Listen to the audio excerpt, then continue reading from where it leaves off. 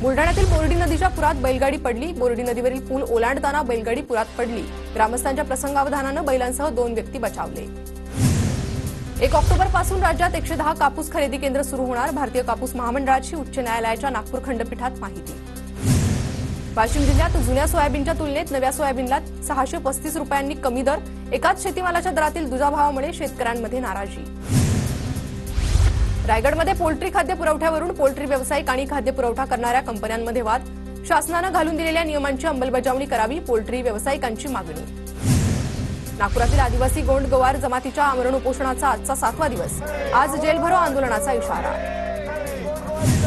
4 दिवसांपासून कोकणातील मासेमारीला ब्रेक। समुद्रातील वादळी परिस्थितीमुळे कोट्यवधींची उलाढाल ठप्प।